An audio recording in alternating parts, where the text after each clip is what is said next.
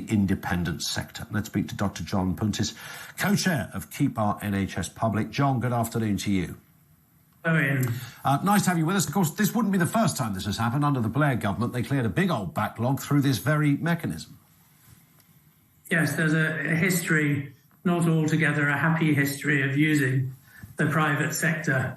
But the real issue is some kind of long-term investment and planning in the NHS. I think that's the only sustainable way, long-term, of sorting out these problems.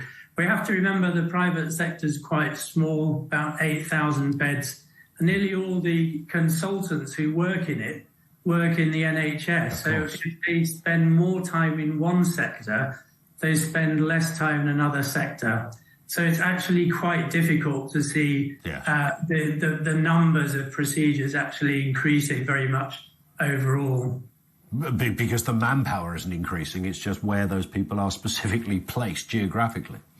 Exactly. And I think there are some fairly recent unhappy precedents of using the private sector. For example, during COVID, 8,000 private beds block booked. That's almost entire capacity. Yeah.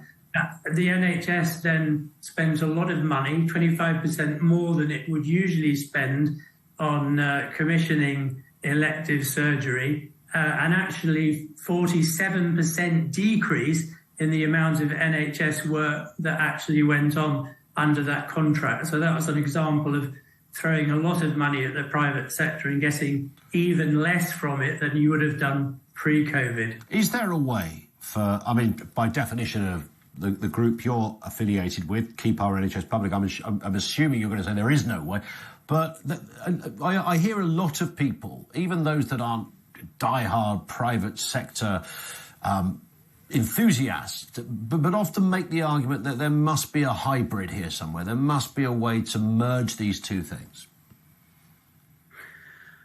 Well, I'm not sure that's necessary. I mean, I think if you have a very good NHS service, most people are not going to go private. We know that happens when there's more investment in the NHS. Historically, the number of people seeking private care goes down. I think there will always be some private sector, but I think it will remain quite small. This is not the solution to the NHS's problems.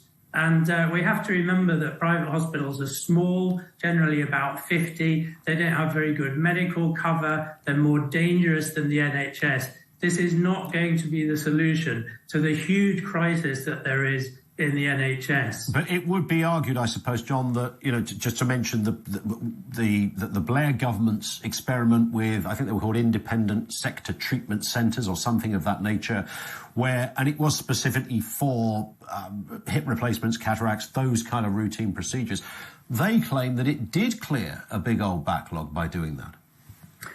Well, it caused a lot of problems, I think. I mean, first of all, NHS bodies weren't allowed to bid to run the ISTCs, and they also had financial arrangements which were very favourable to them.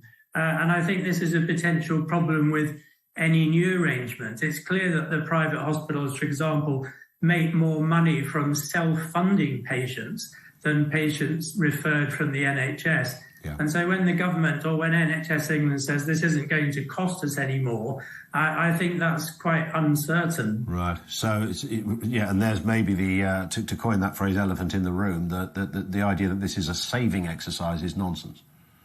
Yeah, I think so. John, thank you, sir, for your time. Really appreciate that. Dr. John Puntis, co-chair of Keep Our NHS Public. One of the reasons I like